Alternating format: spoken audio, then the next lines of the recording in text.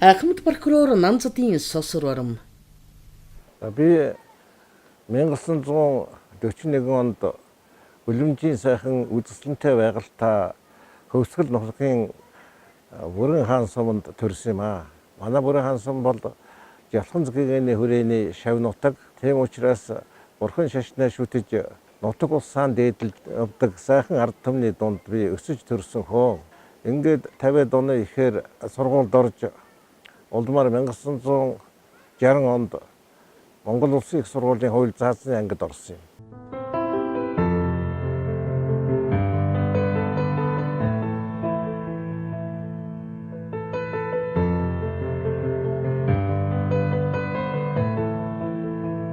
За би 60 онд 10 жилийн сургуулаа төгсөөд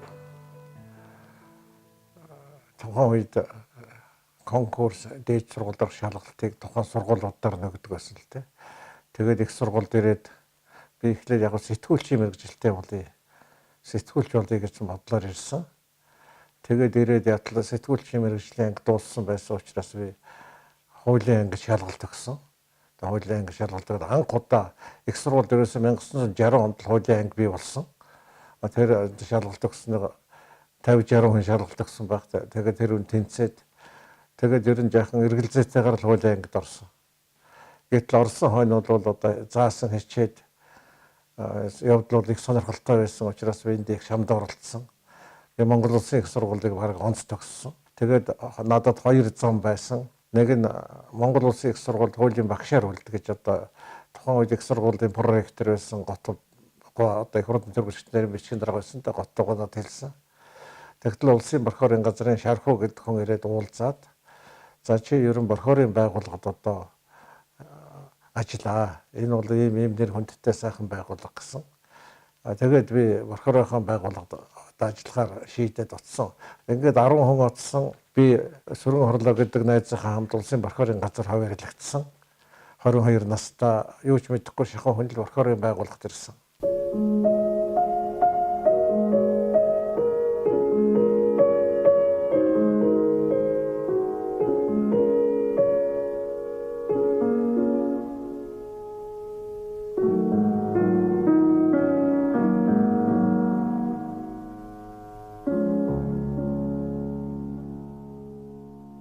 Ингээд 1964 онд намайг прокурорын байгууллагад улсын прокурорын газар одоогоор бол хяналтын прокуророор хавьяалагдсан ирэхэд прокурорд дээд мэргэжилтэй хүн нэг ч байхгүй байсан. Аймаг хотын прокурорууд болоод улсын прокурорын хэлтсийн дарганаас бусд бүх ажилтнууд нь дандаа хууль цаасны дунд мэргэжилтэй төв аппаратад дөрвөн хэлтстэй мөрдөн байсаалт хэрэг бүртгэлтийн ажилд хяналттай хэлтс, ерөнхий хяналтын хэлтс, тусгай хяналтын хэлтс, шалган зааварлах хэлтс гэсэн хэлтсүүд ажиллаж байсан. Одоо бол баг нэг хэлтс нь 20 хяналтын прокурортой байсан байх. Тэр үед ерөөсө улсын прокурорын төв аппарат одоо гүйцэтгэх ажилтнууд дарганаар аж ахуйн улсуудаа нийлээд нэг 40 хүн л одоо ажиллаж байсан. Тухайн үед улсын цагтан сэргийлэх ерөнхий газрын дарга байсан Хурандаа 60-таан Ахвэ гэдэг хүн Монгол улсын ерөнхий прокуророор томилогдож ирсэн. Ахвэгаа прокурорын байгууллагад ажиллаж байхаа өмнөхөн хууль зүйн ухааны доктор болсон байсан. Дараа нь хууль зүйн шинжилгээ ухааны хамгийн том цолыг авсан ийм хүн байсан. Ахвэ прокурорын байгууллагын ажлыг сайжруулахын тулд 1970 оноос эхэлж маш их идэвхтэй ажилласан. Ингээд намын төв хорооны улс төрийн товчооны тогтоол гарч прокурорын байгууллагын ажлыг сайжруулах өргөдөх тухай тогтоол гараад 4 хэлтстэй байсныг 6 хэлтстэй болгосон. Тэнд гэмтэргээс урьдчилан сэргийлэх ажил улс хурлын хэмжээнд дээрх өндөр тавигдсан учраас гэмтэргээс урьдчилан сэргийлэх хэлтсийг байгуулсан. За түүнчлэн тусгай хяналт мөрдөн байсаалтын хэлтсийг нэгтгэсэн. Дотоод ажлыг хариуцсан шалган зааварлах хэлтсийг бас байгуулж ажилласан юм аа. Түүнээс гадна 1972 онд прокурорын байгууллагын ажлын тухай төв хорооны тогтоол гарч прокурорын байгууллагыг одоо шинэ байранд нүүлгэж авах тийм шинэ тогтоол гарч шинэ байр авсан. Одоогийн улсын ерөнхий прокурорын төв аппаратын ажиллаж байгаа 4 давхар байрыг 1974 онд ашиглалтанд оруулсан. Бид нар хуучин тэр 50 дугаар дээр усны гудамжийн тэнд дээр үед номын худалдаа байсан газар ерөнхий прокурорын газар ажиллаж байсан. 2хан давхар 10-хан өрөөтэй ийм газар ажиллаж байсан. Тэрийг одоо нөөдөртөө эргэцүүлэн харахад тэнгэр газар шиг болсон байна.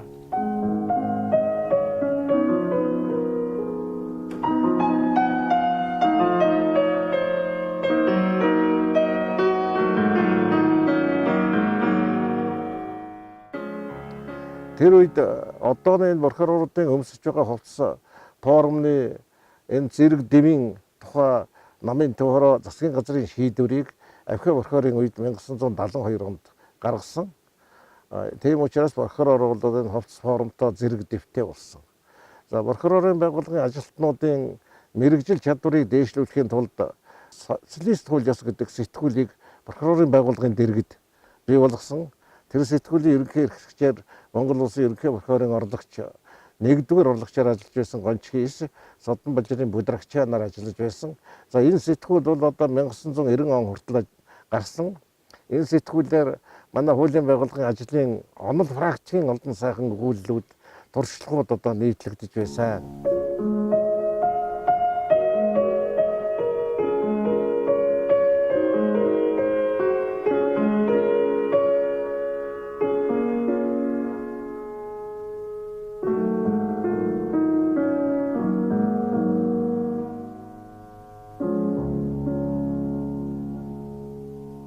Тухайн үед одоо 1990 он хүртэл прокурор чинь энэ хуулийн байгууллагуудын бүхэл ажиллагаанд хяналт тавьдаг байлаа шүү дээ. Өөрөөр хэлбэл сагдан сэргийлэхийн хэрэг бүртгэлт, мөрдөн байцаалт, гүйцэтгэх ажилд бол прокурор хяналт тавина. Нөгөө талаар өнөөдөр бол шүүхэд зөвхөн төрийг төлөөж оролцож, яллагчаар оролцсон, давзаалт холны хяналтын шатны шүүхт төгөлд гаргахаар л оролцож байгаа. Тэгвэл шүүхийн үйл ажиллагаанд бол хяналт тавьдаг байсан прокурор. Тухайн үеийн юм шүү дээ.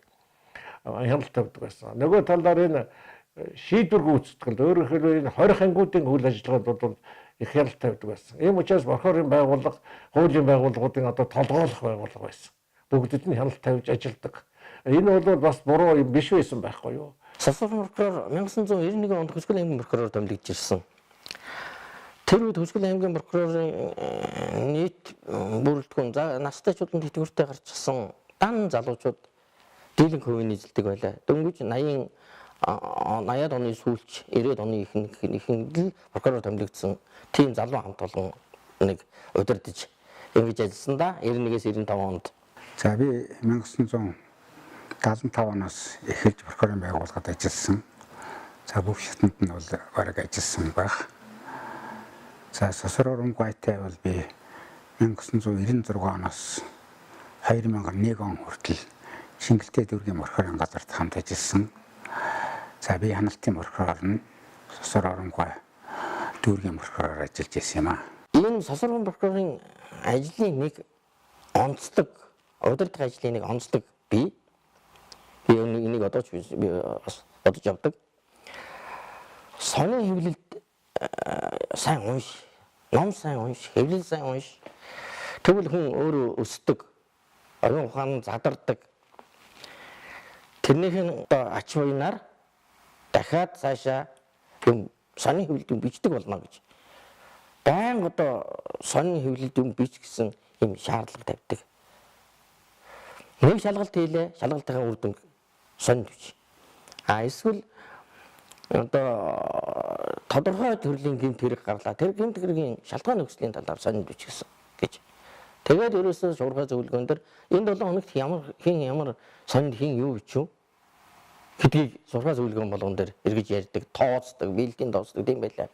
За Монгол улсад гэмт хэрэгээс урьдчилан сэргийлэх ажлын дийлэнх хэсэгт нь бол Сосрор Урамгай оролцож байсан.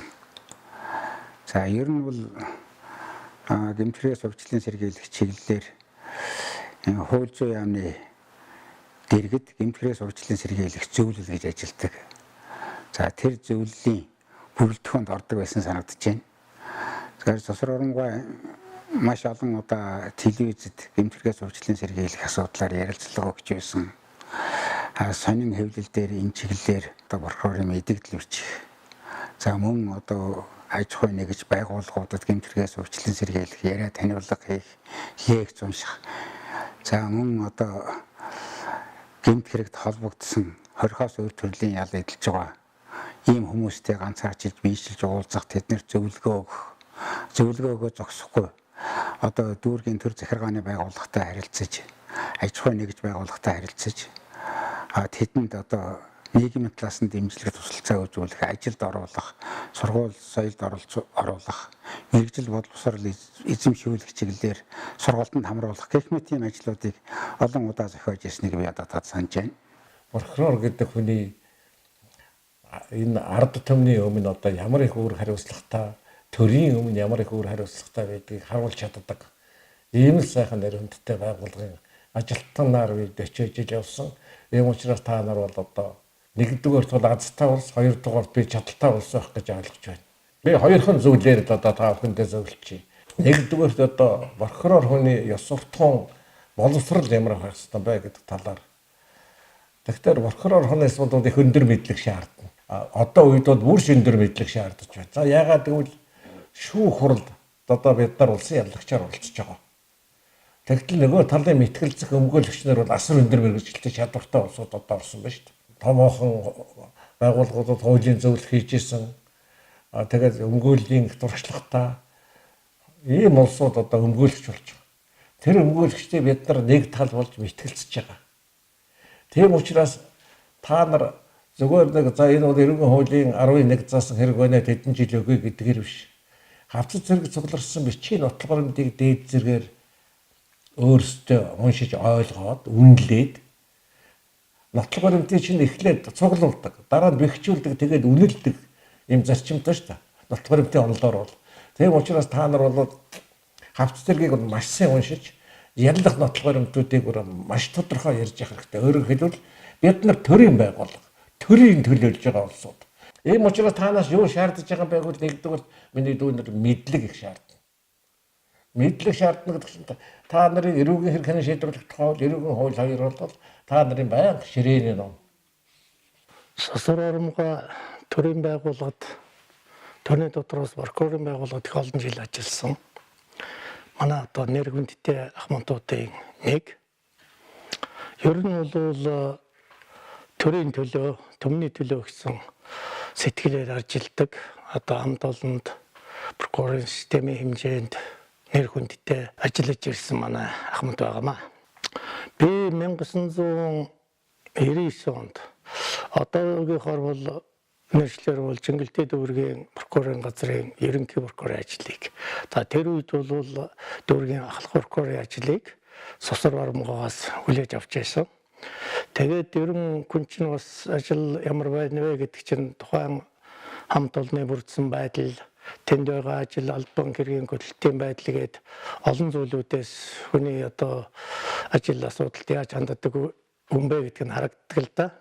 Тэгээд Сосор Оромгоо бол тэнд маш сайхан хамт олон чадварлаг хариуцлагатай хамт олныг бүрдүүлсэн байсан. Хамт олонны уур амьсгалыг сайхан уур амьсгалтай хамт олон байсан. Тэгээд би Сосор Оромгоог ерөн ажлын төлөө, хамт олонны төлөө, төрийн төлөө сэтгэлээ, хүчээ өгч ажилдаг ийм хүн юм аа гэж ингэж дүгнж байсан. Сосор прокурор ер нь тэр үед хүүхдийн эрхийг хамгаалах талаар онцгой анхаардаг байлаа. Хүүхдийн эрх хаан зөрчиж байна. Түүнийг заавал сонинд бичвэл. Ингэж хүүхдийн эрх зөрчсөн байна. Нэг аав Улаанбаатараас хүүхд өргөж аваад тэгээд тэрийг анзаарлаггүй, анхааралгүй, асарч хамгаалдаг байсараад нас нь ирсэн, амь нас нь ирсэн гэдэг юм эрг гарсан.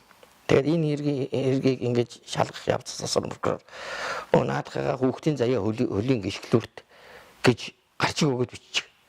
Тэр яг үгсэн үг миний хүүхд юм байх. Яг энэхийн дагуу юунд сонд бичээлээ. Тэгээд энэний дагуу сэтгүүлч нар одоо Сосор прокурорын энэ орц тод шүүмжилттэй бодиттой энэ бичлэгийн мөрөөр энэ бичлэгийн дагуу үүнээс одоо үлгэр дуурайлал авч тэр үеийн залуу сэтгүүлч нар томоохон өгүүлэл одоо асуудал хүндсэн ийм өгүүлэлийг нийтлэл бичдэг болсон. Ингээд Сосор Оромгоо энэ байдлыг чсэн төр зэсгээс одоо өндөрөнлөөд Сосор Оромгоо Алтан гадаас одон хөдөлмөрийн гавьяаны улаан төвийн одон Сүхбаатарын одонгоор шагнагдсан. Ер нь манай прокурорын ахмадуудын хүрээнд Сүхбаатарын одонтой 2 хүн байгаа. Тэрний нэг нь Сосор Оромгоо. Тэгэхээр энэ бол Сосор Оромгоо хөдөлмөрийн үр дүн төр засагч гэсэн энийг бас үнэн зөв бодтой харсан үлэм жимаал гэж ингэж харж байгаа. За ингээд Сосор Оромгоо урд насалж удаан жаргаж залуу үедээ илүү ихээг өвлөвжүүлдэж одоо энэ ажилдаа идэвхтэй хандна гэдэгт итгэж байна.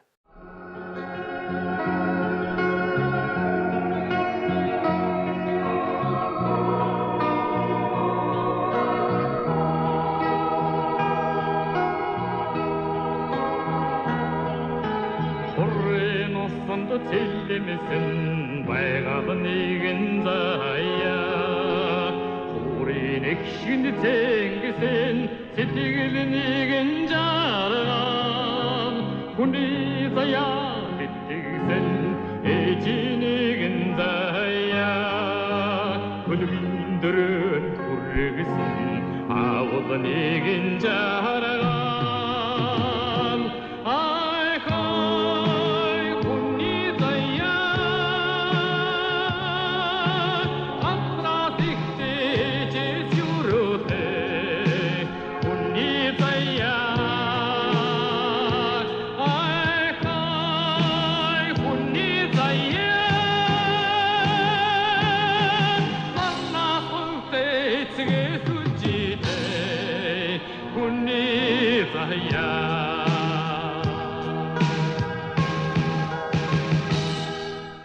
Байгууллага бол хүний төлөө, хүний сайн сайхны төлөө ажилладаг байгууллага шүү дээ. Зарим хүмүүсүүд одоо борхоорлогтоор шийдэгдэг, ялалдаг юм шиг яриад байна. Үгүй юм шүү. Зөвлөлтийн нэг эрдэмтэн хэлсэн байдгийн борхороор хүн эмч хүн хоёрын мэрэгжил одоо өөрчгсөн тусдаг өвчин ижил юм а гэж.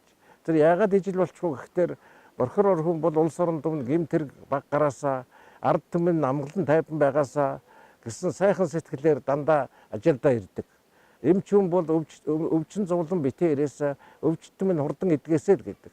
Ийм учраас энэ чинь хүний төлөө, хүний сайн сайхны төлөө ажилдаг байгууллага юм а гэдгийг би бол баян хэлж бичдэг байсан. Одоо ч гэсэн би хэлж ярьж сургаж явдаг юм а.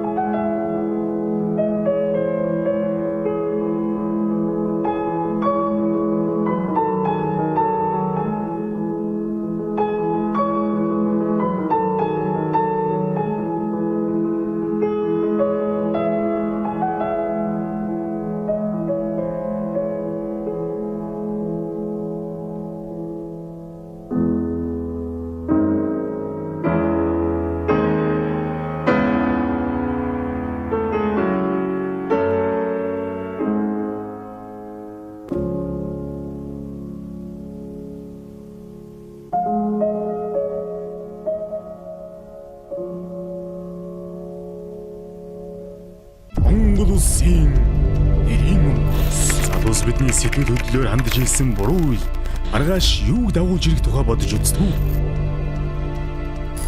Харигтал, явнлалт, мансуурах зэрэг хорд бүхнээс гарах үр дагавар бидний ирээдүйг үгүй хийсээр байна.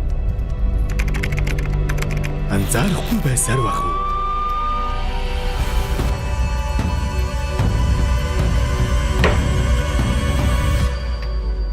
Зөв бодол, зөв үйлдэлийг дагуулдаг. Гэрэлт ирээдүйг хамтдаа бүтээцгээе. Хамуулдуугийн прокурорын газар. Та прокурор, прокурорын ажилтны ашиг сонирхлын зөрчил, сахилах хариуцлага, ёс зүйн талаарх гомдол мэдээллэн 1819 дугаард ирүүлээрэй. Таны өгсөн мэдээллийг шуурхаа шалгаж шийдвэрлэнэ. Монгол улсын ерөнхий прокурорын газар.